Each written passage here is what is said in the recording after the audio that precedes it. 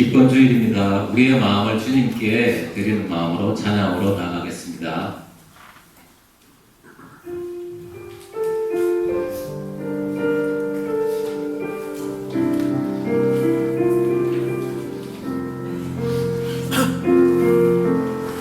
지극히 높은 주님의 낮은 성소로 들어갑니다.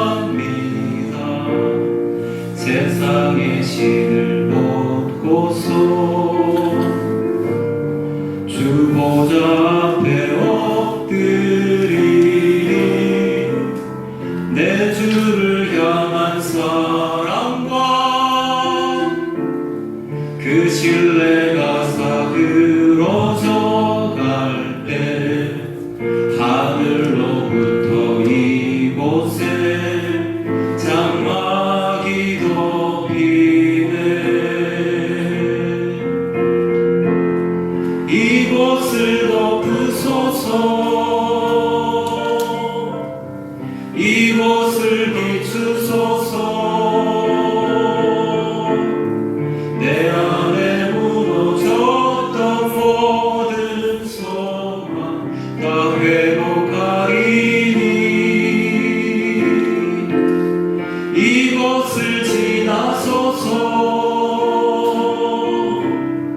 이곳을 만지소서. 내 안에 죽어가는 모든 예배 다 살아나리라.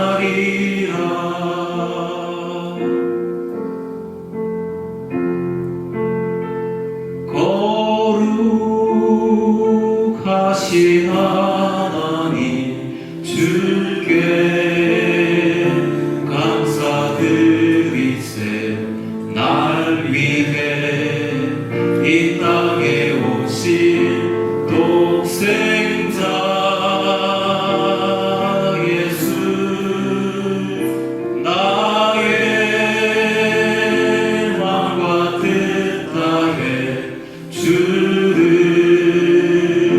사랑합니다. 날 위해 이 땅에 오신 독생자 예수, 내가 약할 때 강함 주고 가난할 때 우리를 부욕해 하신 나의 주 감사. 내가 약할 때 강함 주고 가난할 때 우리를 부욕해 하신 나의 주 감사. 내가 약할 때 강함 주고 가난할 때 우리를 부욕해 하신 나의 주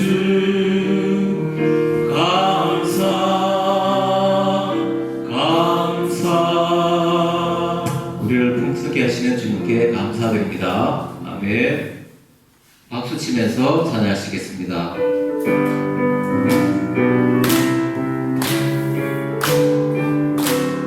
슬픈 마음 있는 사람, 슬픈 마음 있는 사람, 예수 이름 믿으면 영원토록 변함없는 기쁜 마음. 다시 한번 하시겠습니다. 슬픈 마음 있는 사람, 예수 이름 믿으면 영원토록 변함없는 기쁜 마음 얻으리. 예수의 이름은 세상의 소망이요, 예수의 이름은 천국의 기쁨일세.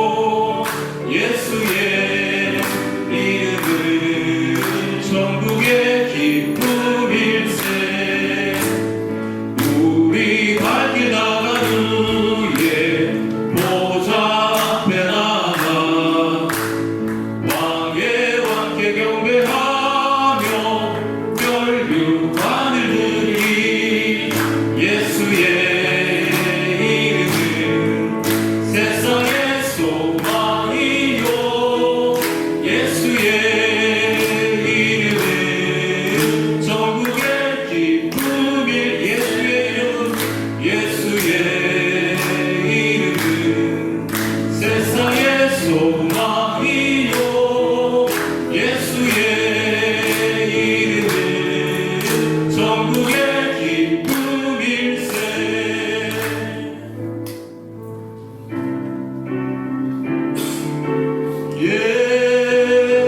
예수는 그리스도, 예수는 주, 하나님의 명의로 경배드리리.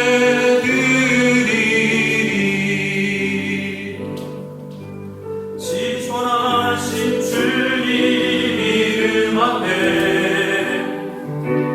모든 무릎 꿇고 다 경배해. 거룩하신 주님 보좌 앞에 엎드려 절하세. 예수는 그리스도, 예수는 주,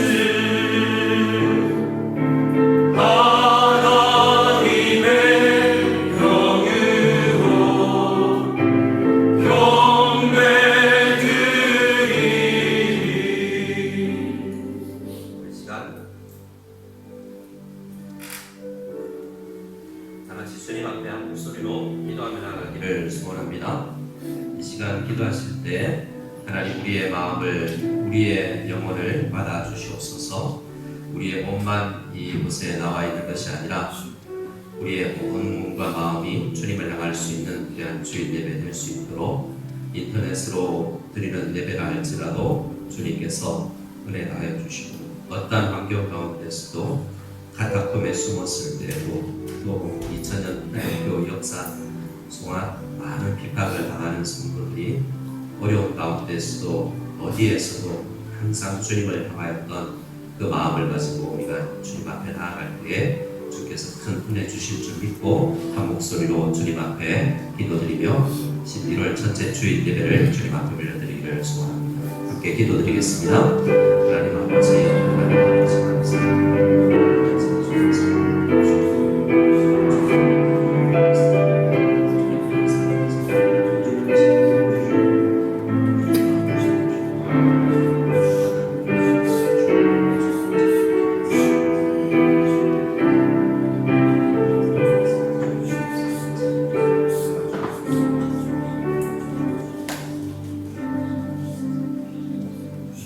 이 시간 우리 모두를 대표해서 한양춘 집사님, 한수 집사님 기도 인도해 주시겠습니다. 함께 기도드리겠습니다. 전 세계적인 코로나 바이러스 사태와 이곳의 상황으로 인하여 지금껏 공동체가 함께 모여 예배드리지 못하는 환경 가운데서도 우리 공동체와 늘 동행하여 주시며 우리를 안전한 평안의 길로 인도하셔서 이 예배의 자리로 인도하심에 감사드립니다. 11월의 첫째 주 오늘 드려지는 우리 예배와 찬양과 영광을 기뻐 받아 주옵소서. 이 시간 주님과 한마음이 되는 시간으로 인도하시고 공동체가 세상에서 살아갈 때 깨어 기도하고 날마다 주님을 의지하는 가운데 말씀에 순종하게 하여 성령님이 역사하시는 삶의 길로 인도하옵소서. 2020년 10월까지 우리의 각자의 생활을 되돌아보며 많은 회개를 합니다. 흐트러지고 나약한 우리의 옛사람의 모습이 아직도 많이 남아있음, 우리 삶에서 성령의 많은 열매들을 달콤함을 얼마나 많이 잃어버렸는지 모릅니다. 우리를 늘 성령 충만한 길로 인도하여 주옵소서. 우리의 공동체의 모든 어려움을 아시는 하나님 아버지, 그동안 기도하며 준비한 공동체의 예배 초소의 문제가 현재 막바지 협상 가운데 있습니다.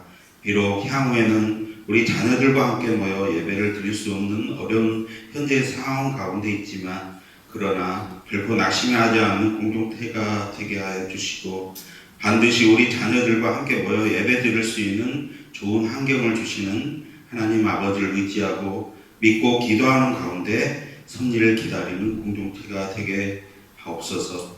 협상에 참여하고 준비하는 김 선생님과 두 분의 장로님과 늘 함께 하셔서 역사하옵소서. 어려운 이곳의 환경에서도 말씀 전하시는 김 선생님과 두 분의 선생님 가정에 평안과 축복을 주셔서 생활 가운데서 낙심하지 아니하고 늘 성령 충만하여 성도들 돌보는데 부족함 없는 선한 목자의 길로 인도하옵소서.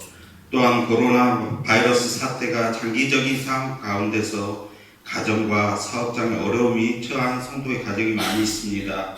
낙심하지 않는 가운데 주님의 위로를 받고 어려운 문제들이 해결되는 은혜가 있기를 간절히 원합니다. 예배의 시종을 주님께 의탁합니다. 이 시간 성령이 함께 하셔서 우리 모두가 신령과 진정으로 드려지는 예배가 되게 인도하시고 마치는 시간까지 함께 하옵소서. 우리의 모든 삶을 주님께 의탁합니다. 창세전부터 계셨고 지금도 역사하시며 앞으로 오실 우리 중보자 되신 예수 그리스도의 이름으로 기도합니다. 아멘.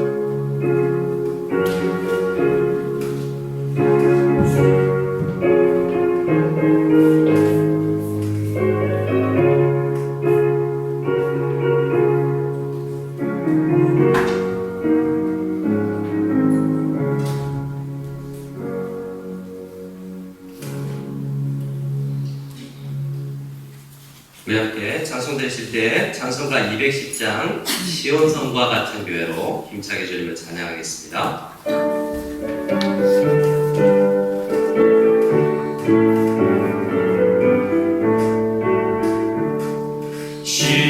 시온성과 같은 교회 그의 영광 한없다. 허락하신 말씀대로 주가 친히 세웠다. 반석 위에 세운 교회 흔들자 나를 그랴. 모든 원수 애워싸도 아무 근심 없도다. 생명샘이 솟아나와 모든 성도 마시니 언제든지 흘러넘쳐 부족함이 없도다. 이런 물이 흘러가니 목마를 자를 그려. 주의 은혜 부족하여 넘치고도 넘친다. 주의 은혜 내가 많아 시온 백성 되는데. 세상 사람 비방해도 주를 찬송하리라. 세상 헛된 모든 영광 하지만 예 같으나. 주의 자녀 아들 복은 영원 무궁하도다.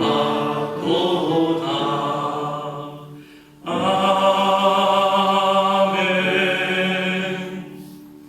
우리 함께 드린 봉헌 예물을 위해서 봉헌 기도 드리겠습니다. 하나님 아버지 감사합니다. 오직 선을 행함으로 서로 나누어 주기를 잊지 말고 하나님은 이 같은 나누어 주고 기쁜 마음으로 하나님 앞에 예배 드리는 것을 기뻐하시는 분이심을 믿습니다. 주님 앞에 드리며 주님 앞에 헌신하며 주께서 주시는 그 은혜를 받아 누릴 수 있도록 도와주시옵소서. 생각해보면 받지 아니한 것이 하나도 없음에 주님께 받은 것을 돌려드립니다. 주님께서 주신 시간과 재능과 돈 벌 수 있는 능력과 그동안 부모님과 사회로부터 받았던 모든 일반 은총을 통하여서 하나님 앞에 누린 은혜를 감사로 고백하며 나가는 저희들 될 수 있도록 도와주시옵소서. 어려운 환경 가운데서도 주님께서 뜻이 있으셔서 요셉을 이집트로 보내고 감옥 가운데로 가게 하셨던 것처럼 우리를 때로는 어려운 가운데로 인도하시지만 주님께서 더 선한 목표를 이루기 위한 과정임을 고백하며 나가는 저희들 다 될 수 있도록 도와주시옵소서. 오늘도 예배를 현장에서 또 SNS 상으로서 영상으로 예배를 드리지만 주님께서 도와주셔서 먼저 주님을 만나며 주의 음성을 들으며 우리의 찬양과 우리의 기도가 주님께 상달되는 놀라운 은혜가 넘치는 예배 되게 도와주시옵소서. 함께하여 주시기를 간절히 소원하고 우리 구주 예수 그리스도의 이름으로 기도드리옵나이다. 아멘. 자, 우리 앞뒤자로 한번 인사했으면 좋겠습니다. 이렇게 인사하겠습니다. 예수님의 이름으로 축복합니다. 예, 축복합니다. 오래간만에 조금 숫자로 더해서 모일 수 있어서 참 감사를 드립니다.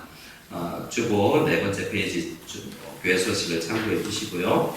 앞으로 매주 상황도 여전히 달라질 수 있기 때문에 광고에 많이 귀를 기울여 주시기 바랍니다. 주중에 제가 금요일 남경에서 예배를 인도하고 왔는데요. 그 교회는 그 주간에 광고를 잘 듣지 못하면 이번 주에 어디서 모이는지를 모르더라고요. 그래서 하루 전날 바뀌기도 하고 그런 환경 가운데서 예배드리는 것도 봤습니다. 우리도 주님께서 주시는 은혜로 좋은 예배를 드릴 수 있는 장소와 환경이 될 수 있도록 기도해 주시기 바랍니다. 오늘은 예배 후에 구역장, 부서장 연합으로 회의를 가질 수 있도록 하겠습니다. 학습, 입교, 세례, 유아 세례 훈련이 교육이 진행되고 있습니다. 이번 주 토요일을 마지막으로 오는 주 토요일을 하고 11월 8일 다음 주일에는 학습, 입교, 세례, 유아 세례식이 거행되고요. 그 다음 11월 15일 주일은 우리 2020년 추수감사주일입니다. 말하기는 우리가 많이 기도해서 추수감사주일에는 조금 더 다른 환경에서 예배를 드릴 수 있고 성찬식도 가질 수 있기를 바라는데 온라인으로는 성찬식을 가질 수가 없지 않습니까? 그래서 어떻게 해야 될지 우리가 함께 고민하고 다시 광고 올려드리도록 하겠습니다. 오늘 교회 처음 방문하신 분 계십니다. 우리 잠시 자리에서 일어나셔서 함께 인사했으면 좋겠는데요. 이렇게 일어나시는 수고 정도 해주시면 감사하겠습니다. 정태봉 집사님, 위수철 집사님 뽑으신 거죠? 네, 코로나 때문에 떨어져 있는 것 같습니다. 우리 만나서 반갑습니다. 우리 한영의 박수로 곧 예배 후에 교세가 있기를 바랍니다. 감사합니다. 또 한 분 더 계십니다. 오경남 선거님 계시죠? 네, 저기 계십니다. 하나 반갑습니다.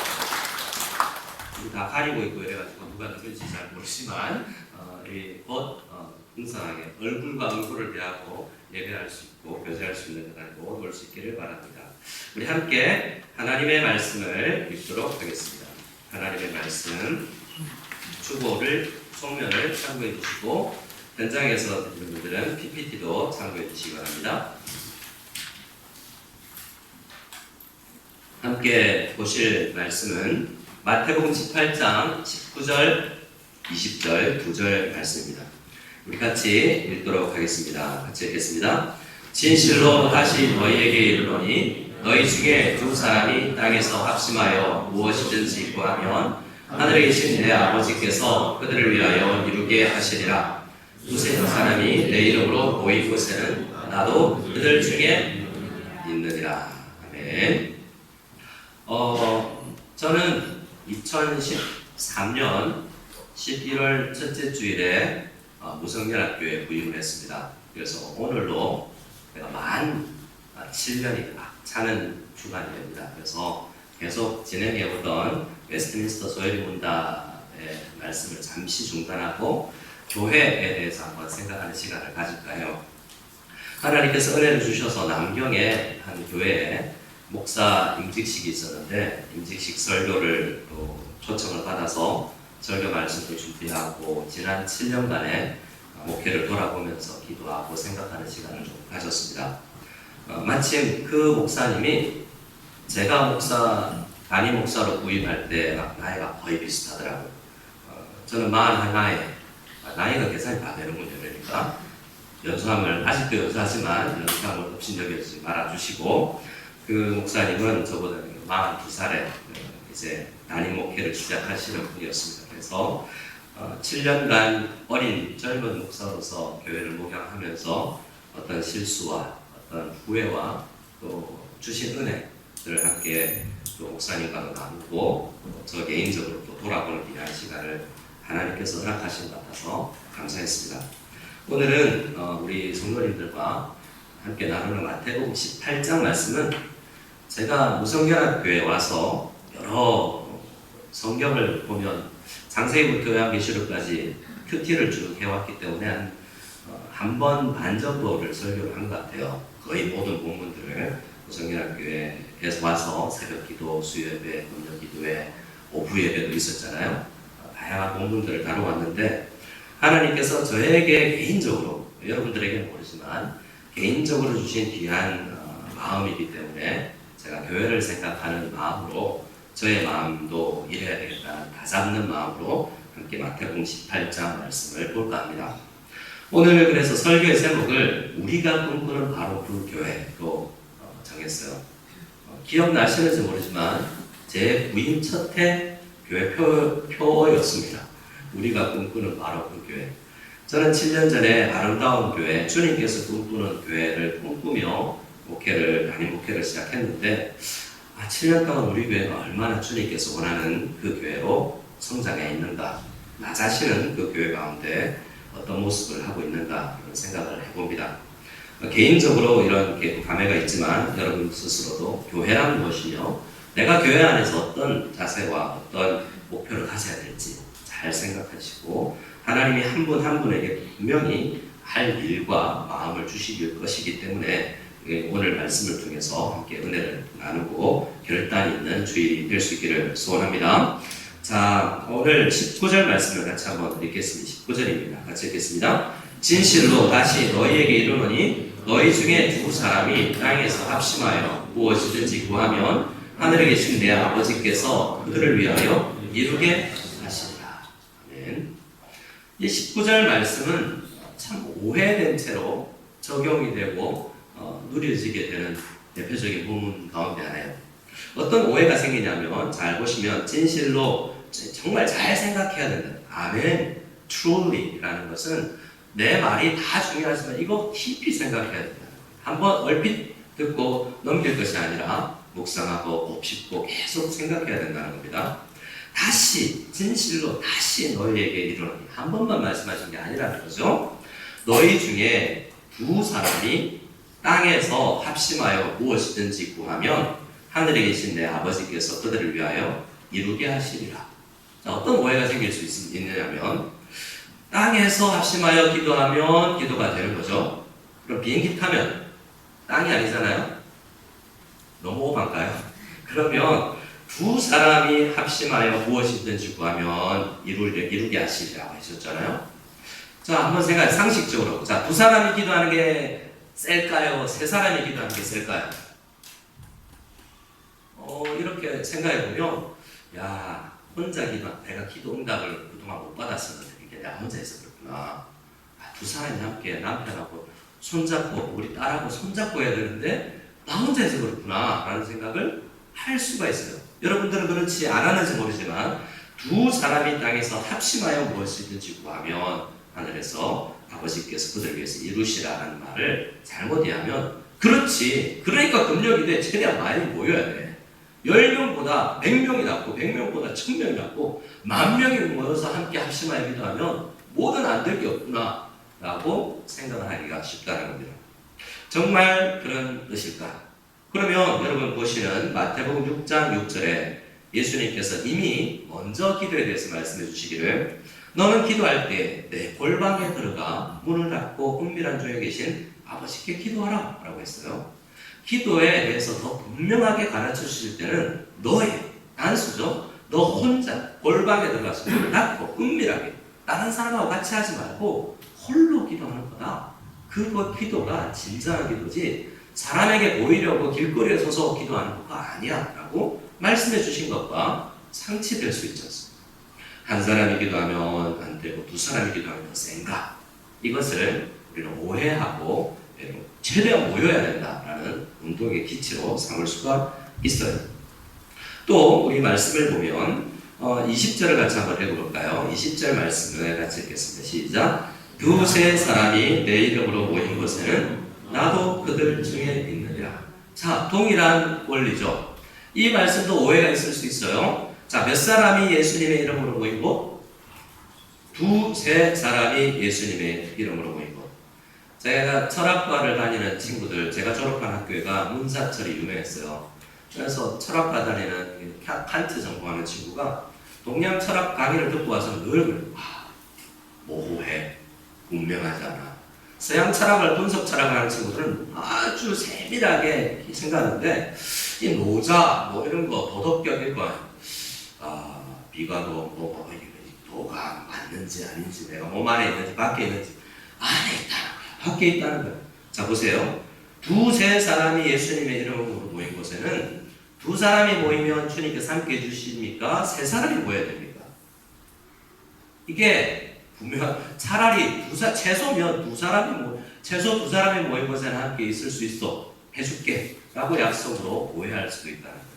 두 사람 혹은 세 사람이 모인 곳에 내가 그들 중에 있다라는 말씀을 오해하면 역시 혼자는 안 되는구나. 최소 두 명이구나. 두세 사람이면 이게 두 명보다 또 세 사람이 낫겠지? 라는 생각을 할 수가 있는 거예요. 여러분이 이 말씀을 읽을 때 두 사람이 기도한다는 것과 두세 사람이 예수님의 이름으로 모인다는 것이 도대체 무슨 의미냐? 일반적으로 생각하면 두세 사람이 모인 것이 교회라고 생각하는데 혼자 큐티할 때는 그러면 함께 하시지 않는가? 우리는 말씀을 잘 읽어 생각해 볼 때 마태복음 28장 20절에 이런 말씀이 있습니다. 같이 읽어볼까요? 마태복음 28장 20절입니다. 시작. 내가 너희에게 분부한 모든 것을 가르쳐 지키게 하라. 볼지어다 내가 세상 끝날까지 너희와 항상 함께 있으리라 하시니라. 아멘. 여기서 내가 세상 끝날까지 너희와 함께 있다는 말은 이 12명의 11명의 제자들이 가는 곳에 11명이 모일 때만 함께 해주신다는 게 아니잖아요. 한 명 한 명이 세상 끝날까지 복음 들고 갈 때 스테반 집사님까지도 이 11명 뿐만 아니라 모든 사람이 어디를 가든지 요셉이 감옥에 혼자로 떨어질지라도 그리고 다니엘과 친구들이 사자굴 속에 들어갈 때에도 얼음 부덩이 속에 예레미야가 빠질 때도 하나님 홀로 있을 때도 늘 함께 해주시고 바다 끝에 이를지라도 주님께서는 함께 혼자 있어도 함께 해주시는 거예요. 그런데 두세 사람이 내 이름으로 모인 곳 그곳에 내가 있다라는 말은 어떤 의미인가? 이것을 우리가 이 문맥 속에서 살펴보지 않으면 그 바른 의미를 깨달을 수 없다라고 생각을 하는 것입니다. 자, 그 문맥을 마태복음 전체 문맥도 있지만 우리 1절부터 1절을 같이 한번 읽어보겠습니다. 1절 시작. 그때 제자들이 예수께 나와 이르되 천국에서는 누가 크니까? 자, 이 전체 마태복음 18장의 문맥은 제자들의 이 질문부터 시작됐어요. 어떤 질문이요? 예수님, 천국에서 누가 크지요?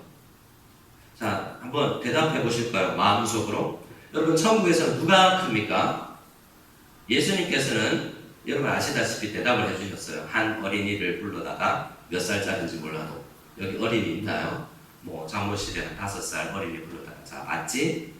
얘처럼 겸손해야 돼요. 안 겸손한 것 같은데요. 4살쯤 지나가면 자기가 대장인 줄 알잖아요. 근데 얘처럼 어린아이처럼 된다는 게 어린아이처럼 자기를 낮춘다는 게 뭔지 모르지만 이 어린아이처럼 되지 않으면 천국에 들어갈 수도 없고 너희들은 큰 자 작은 자 나누는데 들어가지도 못해 라고 이야기해 줍니다. 그러니까 예수님께서 마태복음 18장 전체를 통해서 하시고자 하는 건 너희 질문이 틀렸다. 질문이. 그래서 이렇게 말씀하시죠. 마태복음 18장 우리 3절 말씀에 이르시되 진실로 너희에게 이르노니 너희가 돌이켜야 돼. 뭔 말이냐면 생각이 틀렸다. 너희 근본적 사고가 세상에 찌들립니다. 교회에 와서 왜 그런 질문을 하니? 라는 거죠. 자, 천국에서 누가 크냐라는 생각은 이미 제자들 속에 우리 교회에서는 누가 커요? 라는 생각을 갈고 있는 거예요. 예수님, 지금은 누가 커요?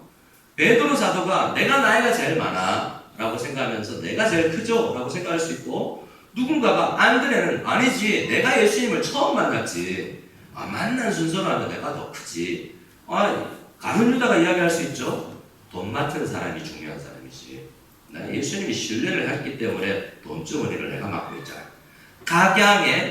각종의 이유를 들어서 내가 더 크다 내가 더 잘났다라고 이야기를 할 수가 있어요. 요한은 너 거기까지 가봤어? 어디까지 가봤니? 예수님이랑 변화산에 가봤어. 세 제자 중에 특별히 요한이라는 사람, 나이는 어렸지만 예수님과 가장 많은 일들을 추억을 가진 사람이죠. 자, 우리 이 질문은 우리에게 흔히 있을 수 있는 거예요. 교회는 누가 큰가? 우리 학습 세례를 할 때 아이들에게 교육을 할 때 물어봤어요. 기독교에 대해서, 신앙생활에 대해서, 성경에 대해서 뭐든지 물어봐요. 질문 1, 목사님 월급은 어디서 누가 줘요? 질문 2, 목사님 책 많은데 다 읽어봤어요? 부터 시작해서 아주 기상천외한 질문들이 나오거든요. 교회에서 누가 크죠?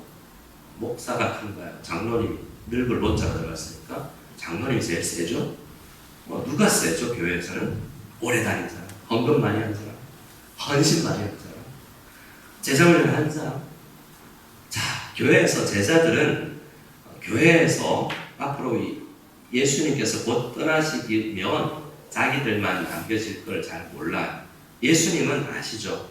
근데 제자들은 어떤 생각을 하고 있냐면 예수님께서 곧 이 로마 압제에서 해방을 시키셔서 우리가 다윗의 때처럼 나라가 가장 부강하고 가장 강력한 나라가 될 것이라는 생각을 하고, 그때 내가 가장 다윗 왕 옆에 있었던 용사들 중에 3인방이 있었죠.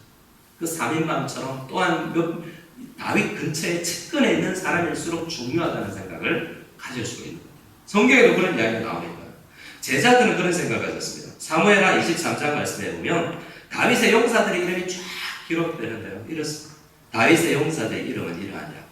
다고몬 사람 요셉 바세벳은 어떤 사람이고 어떤 성과를 누렸고 어떤 일을 했고, 이런 다윗의 용사들의 이름이 나와요. 오해하기 쉽죠. 나도 신앙생활하면서 혹 어떤 교회는 목사님 측근, 우리 교회는 그런 거 없지만 그런 이야기도 있었어요. 목사님하고 밥 먹어봤어? 뭐 이런 것들, 또 많은 것들. 너는 얼마만큼 사역을 해봤니? 날 이만큼 지나다? 이런 것들도 자랑거리가 아닌 자랑거리가 되고, 반대로 나의 삐지매거리가 되기도 해요. 나는 왜 안 불러주지? 나는 왜 나한테 문자도 덜하지? 기타 여러 가지 이야기들이 생길 수 있는 거죠. 그래서 예수님은 그들은 예수님이 왕이 되어서 예수님 왕 되면 나는 그 옆에 3인방 중에 내가 들 거야 라는 생각을 가지면서 신앙생활을 하고 있지만, 예수님은 곧 떠나실 거예요. 그들을 하여금 교회로 만들 거라는 거죠. 예수님의 제자들은 지금은 네가 크다 내가 크다 길 가면서 그게 가장 큰 화두였지만, 예수님은 이들이 어떻게 해야 저들끼리 모여서 교회를 이루어서 내 뜻을 이루고 하나님의 뜻을 이 땅에서 이룰까, 이 마음으로 가르치고 있는 거죠. 그것을 지금 주님께서는 고쳐주기를 원하는 건데요. 그래서 예수님은 크게 세 이야기를 하는데요. 첫 번째 이야기는 이렇습니다. 18장 5절 말씀을 한번 읽어보겠습니다. 18장 마태복음 18장 5절 6절 시작. 또 누구든지 내 이름으로 이런 어린아이 하나를 영접하면 곧 나를 영접함이니, 누구든지 나를 믿는 이 작은 자 중 하나를 실족하게 하면 차라리 연자맷돌이 그 목에 달려서 깊은 바다에 빠뜨려지는 것이 나으니라. 제가 이 본문으로 두세 번 말씀을 또 전한 적도 있지만 이 부분은 오해가 또 있을 수 있고 어떻게 해석하고 적용해야 될지 잘 모르는 말씀이에요. 6절 말씀에 어린아이가 그대로 서 있었던 것 같아요. 너희들 누구든지 나를 믿는 유아세례 받은 이 유치부 초등부 아이 하나를 실족하게 하면 차라리 연자 맷돌을 그 목에 달려서 깊은 바다에 빠뜨리는 것이 낫다. 뭐라는 거죠? 이 말씀을 해석을 하면 우리 교회 유치부 초등부 아이 하나를 실족하게 하면 그 사람은 죽는 게 낫다는 거죠. 무속에는 타이후, 리후 강이 있지만 바다는 없기 때문에 일단 상하이까지 가야 돼요. 바다가 있는 데까지. 상하이까지 가서 바다에 가서 연자맷돌 메고 죽는 게 낫다. 뭐 하면? 한 영혼을 실족시키는. 그러면 심각한 문제 아니에요? 진실로라고 시작했잖아요. 차라리 죽는 게 낫다. 차라리 그러면 너 신앙생활 그따위 할 바에야 죽어야 돼. 이건 너무나 강한 이야기잖아요. 예수님이 하신 이야기 중에. 무슨 의미인지 분명히 이해를 해야 된다는 말입니다. 그러려면 예수님을 믿는 작은 자를 실족하게 한다는 게 어떤 건지를 알아야 돼요. 실족은 영어로 하면 미끄러진다는 뜻이지만 중국어 성경을 번역하면서 실족이라는 한자로 번역을 했는데 이 말은 영어 성경을 보면 다른 사람으로 하여금 죄를 짓게 만들면이라는 거예요. 그럼 다시 다른 사람 내가 죄 짓게 했다를 생각해 봐야 되겠죠? 뭐가 죄냐는 것까지 또 생각해야 됩니다. 로마서에 나오는 죄를 보면 수근수근하는 것도 죄예요. 그럼 뭐예요? 옆 사람하고 성도님하고 김집사 들어봤어? 그 사람 있잖아. 수근수근이죠. 부모 공경 안 하면 죄죠. 다양한 죄를 짓게 만들 수 있어요, 우리가. 그리고 제가 이번 주 중에 다른 장소에 일이 있어서 갔는데요. 카피숍에 앉아 있는데 그 지역 집사님이라는 분이 오셔서 목사님 잘 못 뵀는데 그래서 저기 장수성에 있습니다라고 했더니 목사님 존경합니다. 그래서 자기가 가지고 있는 여러 가지를 막 보여주기도 하고 이러는데요. 목사님 근데요. 제가 나이가 들어서 예수 믿은 지 5년인데 성경이 안 외워지는데 알코올만 들어가면 그렇게 암송이 잘 되는 거 있죠. 그래서 내가 잘못 들은 줄 알고 그래서 술만 들어가면 성경이 그냥 외워진대요. 그러신가? 예. 그러니까 뭐 다른 이야기를 하시는데요. 가서 계속 소개를 받아보니 삼천교육대 출신의 뭐 대단한 분이시더라고요. 그런데 참 귀하다는 생각과 또 한편으로는 그런 것들은 자 괜찮아. 나도 장로야. 마셔. 나도 우리 아버지 목사야. 마셔도 돼. 죄 짓게 하는 거 아닐까요? 물론 술 먹는 거 정도가 큰 죄냐라고 따지겠지만 어떤 형태든 작은 죄, 큰 죄, 남을 욕하는 죄 얼마나 많은 죄가 있습니까? 그러면 남을 죽이는 정도의 심각한 죄만 죄를 지으면 내가 연자맷돌을 메워야 되느냐? 아니에요. 죄를 짓게 만들면 그러면 나는 연자맷돌을 메고 바다에 빠뜨림이 낫다는 거예요. 그럼 저 자신을 돌아봐야 되겠죠? 실족. 나는 성도를 무성연합교회 성도들을 그동안 7년 동안 목회하면서 실족하게 한 일이 없는가? 여러분들 중에도 나로 인하여 실족한 분이 있을 수 있지 않습니까? 표현을 안 할 수 있지만 저는 7년 목회하면서 저 때문에 교회 안 오는 사람이 있어요. 지금도 연락도 안 받으시고 나 때문에 마음이 상했다는 거죠. 저 때문에 영혼을 살려야 되는데 솔직히 고백하던데 저 때문에 안 오는 사람이 있어요. 그리고 그 상처를 오래 가지고 어떻게 풀어야 되지? 목사하고 관계가 어려워지면 풀기가 너무 어려운 것 같아요. 성도님들은 마찬가지죠. 관계 풀기가 너무나 어렵습니다. 지금 이 말에 예수님의 전체적 문맥의 핵심은 내가 크다 네가 크다가 교회 신앙생활의 핵심이 아니다. 어떻게 한 교회는 섬기는 것밖에 없다. 내가 크다 작다 없는 거야 그런 거. 천국 갈 때까지 교회는 나 최대한 모든 성도들을 섬기고 실족하지 않도록 노력하는 거예요.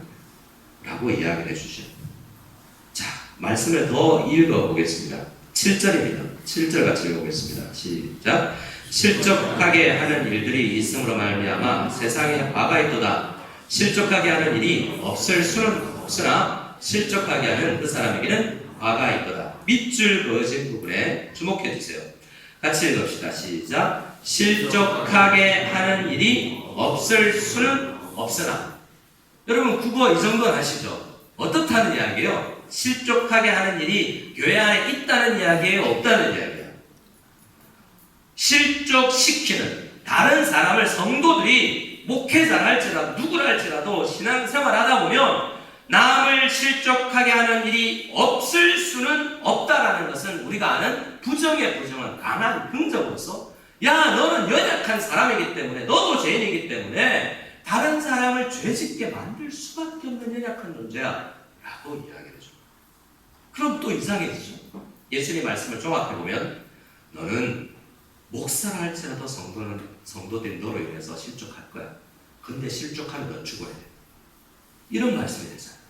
6절 7절을 종합하면 그렇게 하면 차라리 연자맷돌을 메고 깊은 바다에 빠뜨리는 것이 낫다라는 것은 저 개인적으로 해석을 하면 영혼을 실족시키는 일은 내가 죽는 것이 나을 만큼 몸부림쳐서 해결해야 되는 문제예요. 근데 우리는 대부분 문제가 생기면 안 보고 끊는 것으로 마무리를 하고 잊혀진 것처럼 생각하고 우리가 마치 약을 먹은 것처럼 잊으려고만 해요. 하지만 주님은 말씀합니다. 지난 무성연합교회에서 신앙생활 속에 우리 성도들로서 누구를 실족하게 한 일이 있다면 내 목숨이 달려있는 문제라 생각하고 해결해 나가야 되는 거죠. 이것은 쉽지 않은 문제라는 거죠. 얼마나 회복이 쉽지 않습니까?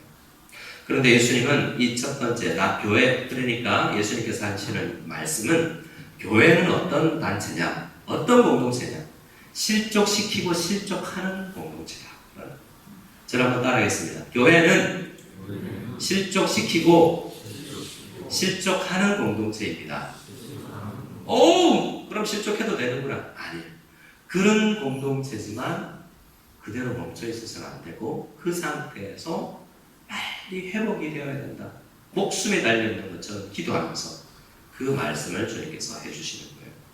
또 12절 말씀에 이해를 가면 다른 말씀을 해줍니다. 자, 12절부터 14절 말씀을 같이 읽겠습니다. 시작. 너희 생각에는 어떠하냐? 만일 어떤 사람이 양 100마리가 있는데 그 중에 하나가 길을 잃었으면 그 99마리를 산에 두고 가서 길을 잃은 양을 찾지 않겠느냐? 진실로 너희에게 이르노니 만일 찾으면 길을 잃지 아니한 99마리보다 이것을 더 기뻐하리라. 이와 같이 이 작은 자 중에 하나라도 잃는 것은 하늘에 계신 너희 아버지의 뜻이 아니니라. 예수님께서 하나님 아버지의 뜻을 분명하게 나타내 주시죠. 그런데 이것은 남을 실족시키는 문제와는 좀 다른 거예요. 이 사람은 양 100마리가 성도 중에 100명이 있는데 이 한 명의 성도가 홀로 세상에 나가서 길을 잃은 거예요. 내가 그 사람을 길을 잃게 만든 게 아닌데 살다 보면 교회 성도님들이 아무런 영향을 나에게 끼치지 않았지만 세상의 악한 이 사탄의 영향으로 홀로 길을 잃을 수가 있어요. 교회 안에는 이런 사람이 있을 수도 있다는 거죠. 남을 실족시키기도 하고 실족당하기도 하지만 홀로 길을 잃고 방황할 수 있어요. 이 코로나 기간에 얼마나 많은 사람들이 방황하고 있을까 생각해 봅니다. 저는 많은 목사님들이 이번에 한 4분의 목사님들이 모여서 이야기하는데 성도님들이 막 방황하고 있는 게 느껴진대요. 그래서 침방을 하고 전화를 해보고 길거리에서 만나고 해보면 그리고 상담을 해보면 방황 중에 있는 성도들이 얼마나 많으신지 모르겠어요. 그래서 목사들은 그 방황 중에 있는 길을 잃고 길을 잃어버린 방황 중에 있는 이런 영혼들을 바라보면 또 마음이 어렵습니다. 가끔 무섭단 좁은 곳, 여기는 어려운 일이 있어도 아파트를 떠날 수도 없고 학교를 벗어날 수도 없고 교회로도 많지 않고 피할 수가 없는 어려운 곳이잖아요. 하나님께서 이런 곳에 우리를 보내주셨다는 것이 큰 은혜로 알아요. 마치 광야, 벗어날 수 없는 광야 40년 길을 걷게 하신 것처럼 우리를 이 환경으로 불러 넣어주신 은혜가 있는 거예요. 짜르광창, 찐눈광창 걷다 보면 제 눈을 피하고 저는 먼저 발견했으나 살짝 피하는 분들도 있습니다. 나는 발견했는데 달려가서 손잡고 인사하고 싶은데 그가 피하는 듯하니 내가 아는 체를 할 수가 없어요. 뭐 그런 분들도 있습니다. 여러분들은 어떻습니까? 교회 안에 들어오면 그 성도가 발견되면 최대한 문 2개가 있는데 한 군데를 발견하고 다른 문으로 들어오고 싶기도 하고 최대한 그 사람하고 멀리 있고 싶기도 하고 눈을 마주치고 싶지도 않고 그 사람이 봉사하러 온다면 나는 봉사를 가고 싶지도 않고 그 사람이 없는 기관에서 하고 싶은 마음도 들 때가 있지 않겠습니까? 그런데 여러분 상처 주기도 하고 상처 받기도 하지만 홀로 길을 잃은 사람도 있어요. 나의 문제와는 없는데 말이죠. 근데 나는 나와는 상관없는 사람인데도 여러분들은 그런 영혼을 바라보고도 그냥 지나칠 수도 있습니다. 주님께서는 뭐라고 말씀하십니까? 이 작은 자 중에 하나라고. 근데 생각해보면 유치부, 초등부, 중고등부, 우리 청년, 우리 장년들 가운데 이 무섭 땅에 있으면서도 이런 영혼들이 얼마나 많은가 생각할 때 하는 내 마음에 아픔이 있습니다. 내가 못난 것 같아서 말입니다. 자, 그런데 더 큰 문제는 뭐냐면 18장 15절이에요. 우리 오른쪽 페이지에 18장 15절을 같이 한번 읽어보겠습니다. 시작. 내 형제가 죄를 범하거든 가서 너와 그 사람과만 상대하여 권고하라. 만일 들으면 내가 내 형제를 얻을 것이고. 자, 18장 15절 말씀부터는 어떤 이야기가 또 다른 이야기. 세 번째 이야기예요. 첫 번째는 내가 실족하게 하고 실족당하는 문제라면, 두 번째는 길을 잃는 나와는 상관없는 문제지만 그가 스스로 방황하는 거죠. 세 번째 문제는 뭡니까? 또 나와 상관없어요. 그가 홀로 뭐예요? 죄를 졌어요. 내가 죄 짓게 한 게 아닌데 그가 스스로 적극적으로 죄를 졌어요. 근데 내가 알게 됐어요. 그럼 어떻게 해야 돼요? 자, 간혹 다른 교회 이야기하지만 그 교회 목사님 이야기 들어서 이야기하잖아요. 목사님, 내가 어떤 남자 성도님이 죄 짓는 걸 봤어요. 어떻게 해야 돼요? 그분은 초신자였어요. 훈련을 양육을 하면서 말태복음 막 이 본문을 저같이 공부했어요. 뭐라고 이야기했냐? 그분과 같이 공부를 했어요. 그런데 그분이 뭐라고 이야기했냐면 이렇게 이야기한답니다. 너와 그 사람과만 1대1로 만나서 해결하라고 이야기하니, 내가 죄 짓게 한 게 아닌데 만일 너희 교회 형제가 죄를 범하는 것을 보거든 너는 가서 그 사람하고 1대1로 대면해라 라는 거죠. 근데 그분이 그렇게 했대요. 근데 저는 그분 얼굴만 알지 이름도 몰라요. 근데 찾아가서 여자 성도가 남자 성도님 죄 지었죠? 회개하세요. 이렇게 이야기할 수가 없잖아요. 이런 난감을 어떻게 해야 돼요? 라고 상담을 해오더라는 거죠. 어떻게 해야 됩니까? 일단은 1단계를 지나지 않으면 이게 교회의 질이 문제가 죄를 범한 사람이 있을 때 교회가 어떻게 할 것인가의 문제인데, 대부분 먼저 죄 범한 문제가 있으면 현실적으로는 교회 목사나 장로에게 바로 올라오죠. 자기가 해결하고 해결해 주세요라고 한다는 거예요. 근데 성경은 뭐라고 이야기합니까? 교회는 어떤 것이다? 성도이지만 죄를 지을 수도 있는 공동체. 심한 죄를 지을 수도 있는 사람들이 모여 있는 공동체. 어떻게 해야 돼? 네가 풀어야 돼. 다른 사람이 풀어주는 게 목사가 푸는 게 아니고 장로님이 권사님이 해결하는 게 아니고 네가 성도이라면 너 자신이 그 문제를 풀어나가는, 교회가 교회 되게 하는 일에 네가 쓰임받아야 된다라고 이야기를 하고 있다는 겁니다. 그런데 잘 안 되잖아요. 교회가 성도가 죄 짓고 있는 걸 보면서도 하며 시간이 지나가고 있다는 겁니다. 근데 내가 혼자 가서 만약에 안 되면 어떻게 하라고 이야기합니까? 16절에 만일 너 혼자 가서 너의 말을 듣지 않거든 한두 사람을 데리고 가서 두세 증인의 입으로 나 말마다 확증하게 하라. 이 말씀은 뭐죠? 너 혼자 안 되면 한 사람 혹은 두 사람 데리고 가라. 여러분, 이 말씀이 너무나 중요합니다. 15절, 16절 말씀을 알아야만 오늘 우리 본문에 처음 읽었던 19절, 20절이 해석이 되는 거예요. 19절, 20절에는 몇 사람이 나오죠? 너희 중에 두 사람이 이 땅에서 합심하여 무엇이든지 구하면 하늘에 계신 너희 아버지께서 그들을 위해서 이루게 하시리라 라는 말씀이 나오죠. 몇 명이요? 두 사람. 또요, 20절에는 두세 사람이 예수님의 이름으로 모인 곳에 우리 주님께서 함께 하시겠다는 약속이 어디에서 나온 것이냐?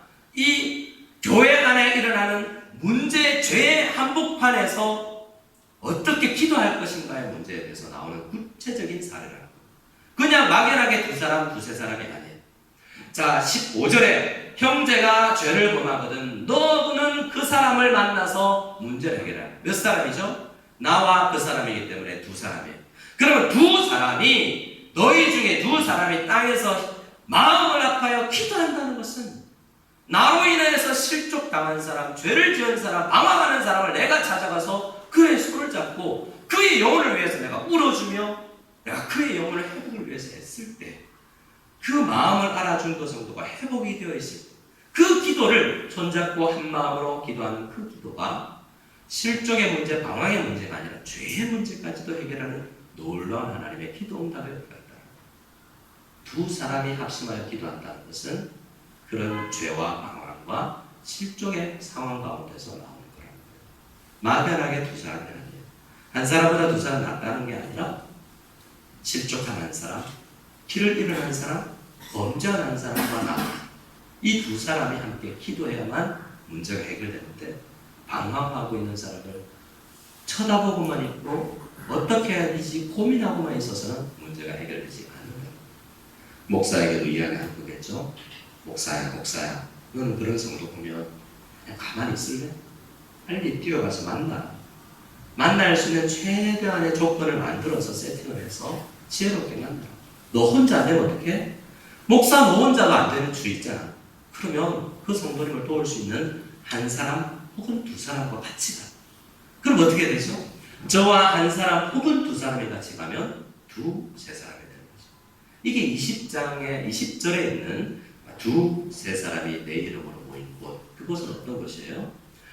여기서부터 시작해서 이제 교회 공동체가 라는 의미도 가지지만 두세 사람이 모인 곳이라는 것은 홀로 해결하려고 몸부림칠 때 안 되는 그 문제가 나와 함께한 한 사람 또는 두 사람이 같이 가서 그 문제를 해결하려고 할 때 그 문제가 해결된다라는 이야기. 주님께서 함께 해주신다는 것은 너희 두세 사람 때문에 해결된다는 게 아니라 그 마음을 보고 주님께서 함께 해주시고 문제를 해결해 주신다는 거죠. 내가 해결하는 게 아니에요. 그래서 우리는 이 말씀을 통해서 교회가 뭐라는 걸 알 수 있죠. 저를 한번 따라해 주시기 바랍니다. 교회는 사람입니다. 제가 7년 목회를 통해서 깨달은 게 뭐냐면요. 어떤 교회를 가든 장소를 가든 상관이 없어요. 오늘도 중고등부가 이 야외에 나가서 예배를 드리겠지만 장소가 상관없잖아요. 사람이잖아요.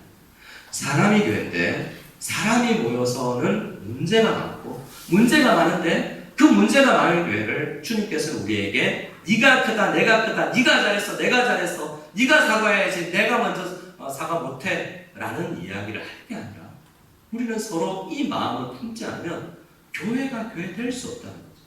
한 영혼을 위해서 한 사람이 두세 사람이 온 교회 공동체가 마음을 쓸 수 있는 예산도 중요하지 아니하고 어떤 건물도 중요하지 아니하고 중요한 것은 영혼이에요.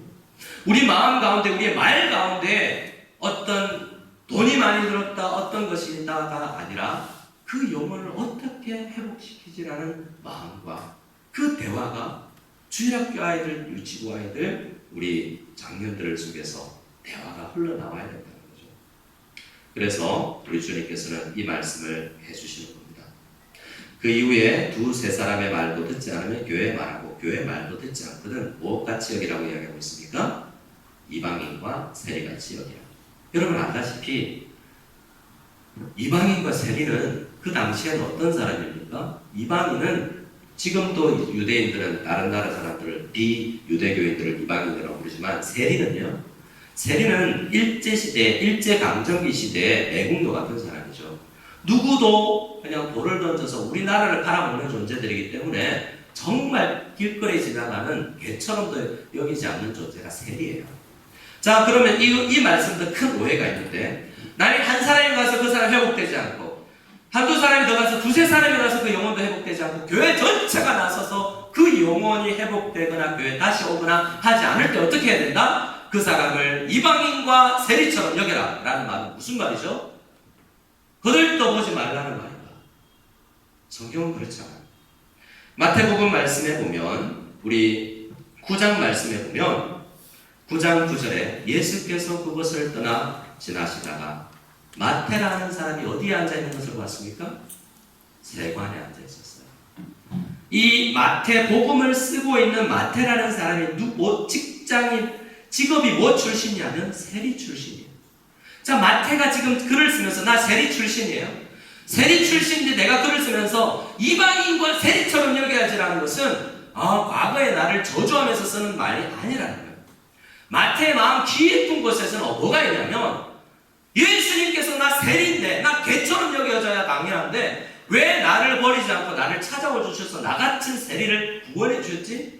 그 마음을 알고 나니 마태는 자기 집을 열어놓고 다른 세리들을 모았던 거죠. 세리들아 다 와라. 다른 세리가 아닌 다른 모든 죄인들도 다 불러서 예수님은 우리 같은 사람을 다 포용해주고 용서해주고 같이 밥을 먹어주는 사람이다. 같이 모여서 잔치할 수 있다. 이 사람 좀 만나봐라 라고 처음 예수님을 만났을 때부터 마태는 이 죄 문제와 상관없이 나를 사랑해주는 아직 내가 연약할 때 아직 내가 죄인 되었을 때 나를 먼저 사랑해 주시는 분이 예수님이라는 것을 알았기에 지금 이 글을 쓰면서도 이방인과 세리처럼 여겨라는 것은 내가 이방인과 세리를 위해서 세상 땅끝까지 내가 그 영혼을 위해서 갈지라도 주님께서는 함께 해주시며 그 영혼을 구해주실 것이다 라는 마음으로 지금 이 글을 쓰고 있기 때문에 내 말 듣지 않고 두세 사람이 가서도 말 듣지 않고 교회 말도 듣지 않는 사람도 다시 전도 대상자로 분류하여서 그 영혼을 땅끝까지 너희들이 가서 영혼을 책임져야 된다.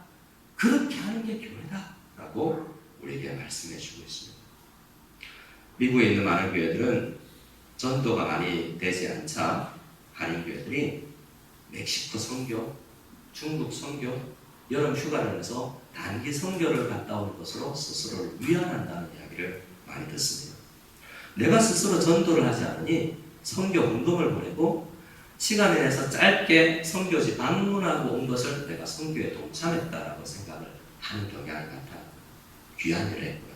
귀하죠. 하지만 나 때문에 교회에 나오지 않은 영도가 내 옆에 있는데 내가 멕시코 단기 선교를 갔다 왔다고 내가 괜찮은 사역을 했다라고 착각하지 말아야 된다. 우리는 심각하게 진실로 너에게 이르는데 너희는 돌이켜야 된다라고 할 때 심각하게 저는 저 자신의 목회를 돌아보면서 지금까지 목회도 한다고 했지만 다시 한번 너는 마음을 다잡고 신앙생활을 해야 된다라는 메시지로 저 개인에게 주님께서 주십니다. 많은 종류의 성도가 있지만 너는 그들을 어떻게 여기게 되느냐? 다 주님을 사랑하는 어린 자녀처럼 다 나보다 얼마나 어려도 그를 위해서 엎드릴 수 있는, 무릎 꿇을 수 있고 낮출 수 있는 소자 한 사람을 위해서 눈높이를 낮추며 주님께서 올 때까지 천국 가서까지 그런 모습으로 살아가는 것이 성도들의 자세다라고 우리에게 말씀해주고 계신 것입니다. 자, 이 권능이 얼마나 큰 권능이냐면, 자, 18절을 같이 읽어보겠습니다. 18절 시작. 진실로 18장 19절입니다. 죄송합니다. 18절 맞습니다. 시작. 진실로 너에게 이르노니 무엇이든지 너희가 땅에서 매면 하늘에서도 매일 것이요 무엇이든지 땅에서 풀면 하늘에서도 풀리라. 이 말씀이 복음이에요. 잘 보세요. 우리가 무엇이든지 풀면 하늘에서도 풀리고 무엇이든지 이 땅에서도 매면 하늘에서도 매인대요. 무슨 말입니까? 예수님은 육신으로 이제 그들과 함께 하지 않는데 교회에 주는 메시지잖아요. 교회가 이 땅에서 무엇을 매듭을 지으면 하늘에서도 매이고 풀면 하늘에서도 풀린다는 거잖아요. 이 말은 뭐죠? 교회가 그만큼 하나님의 권세를 가졌다. 주 예수 그리스도께서 너 저자야 너의 죄사함을 받았다라는 이야기를 교회의 권세로 할 수 있을 정도로 엄청난 권세를 가졌다는 거예요. 그러면 이 권세가 어떤 권세입니까? 원래 로마 가톨릭은 오해하기를 마태복음 16장 말씀에 시몬 베드로가 주님에게 신앙 고백을 하면서 주는 그리스도시요 살아계신 하나님의 아들이십니다 라고 대답을 하자 아요나 시몬아 참 귀하다. 네가 이런 고백을 한 것은 참 대단한데 네가 스스로 깨달은 게 아니야. 그래서 그 신앙 고백 위에 내가 교회를 세우겠다라고 이야기하고 나서 베드로야 너에게 천국 열쇠를 줄 텐데 베드로 네가 땅에서 풀면 하늘에서도 풀릴 것이고 네가 땅에서 매면 하늘에서도 매일 것이다 라고 생각해서 열쇠를 줬다라고 로마 가톨릭은 생각해서 그 바티칸 궁에 하늘 위에서 사진을 찍는 열쇠 모양으로 건물을 지어놨어요. 베드로 교황에게 준 권세라고 생각합니다. 하지만 아니에요. 16장에는 이 천국의 열쇠, 한 사람이 죽고 사는 문제, 영원히 구원받는 문제는 교회에게 줬는데 영원의 구원을 위해서 한 사람이 애쓰고 두세 사람이 애쓰고 온 교회가 나서서 그 영원의 문제를 위해서 풀고 매일 때 하늘에서도 풀고 하늘에서도 매인다. 그 말은 교회가 하지 않으면 그 영혼이 죽는다. 교회가 하지 않으면 그 영혼이 죽는다는 말이 뭐예요?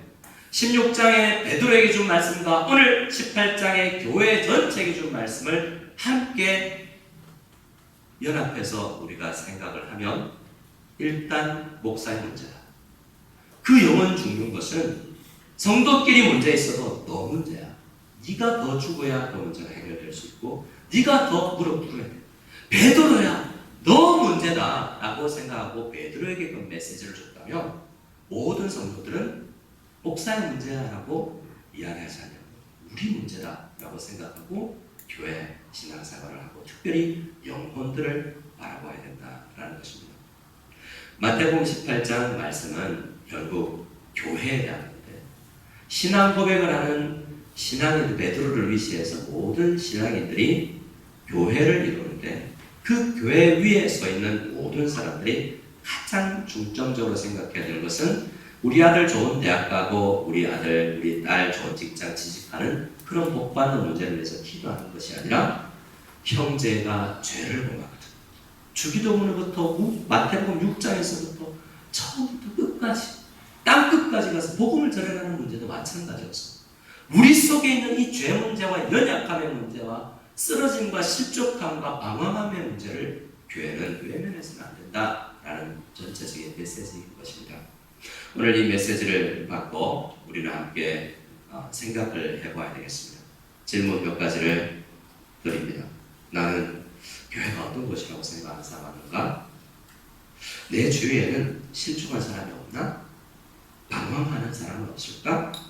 죄로 인해 믿음이 흔들리는 사람은 없는가? 나는 그 사람을 지금 어떻게 위해서 돕고 있지? 라는 생각을 해보시고 나에게 주어진 구체적으로 무엇을 해야 할지를 결단하며 나아갈 때 그 교회를 주님께서 좋아하시고 그런 서로가 서로를 한 사람이 한 사람을 위해서 애쓰고 기도하고 두세 사람이 그 영혼을 위해서 눈물을 흘려주고 온 교회가 나서서 그 한 영혼의 아픔을 위해서 감싸주고 함께 웃어줄 때 주님께서 꿈꾸시는 바로 그 교회가 될 수 있지 않겠습니까? 이 제 개인적인 교회 부임 7년차를 맞이해서 저 개인적으로 여러분에게 고백하고 제 자신이 다짐해보건데 최선을 다해서 성도를 돌보는 일을 다시 달려간 7년을 위해서 해야 되겠다라는 생각을 해보고요. 바라기는 여러분들도 홀로 목사 홀로 장로님들 앞서 있는 사람들 홀로 일부가 교회를 이룰 수 없으니 우리 모두가 이 교회를 교회답게 하는 일에 어떻게 쓰임받을 수 있을지를 함께 고민하며 나가는 저와 여러분들 다 될 수 있기를 소원합니다. 우리 함께 찬양하며 나가기를 소원합니다. 찬양할 때 우리 교회 작년 우리 교회에 주신 아주 기억에 남는 찬양 중에 한 찬양 우리 함께 부르면서 합심으로 기도하고 예배를 표하겠습니다.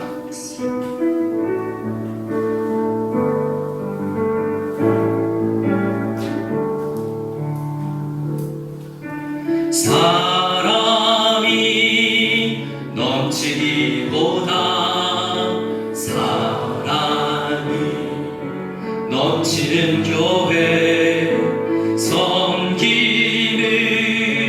원하기보다 섬김의 기쁨 알아가는 교회 세상이 주목하기보다는 세상이 주목하기보다 주님이 주목하는 교회 화려한 겉모습보다 중심이 주를 향한 교회 주님이 피로 사신 아름다운 교회 서로를 사랑함으로 하나 되는 교회 주님이 머리 되신 거룩한 교회 우리 함께 만지러 가요. 내 작은 생각보다도 내 작은 생각보다도 하나 되네 소중하다는 교회 세상에 알려지기보다 서로가 서로를 깊이 마지막 내 작은 생각보다도 하나 되네 내 작은 생각보다도 하나 되네 소중함하는 교회 세상에 알려지기보다 서로가 서로를 깊이 아는 교회 주님이 피로 사신 아름다운 교회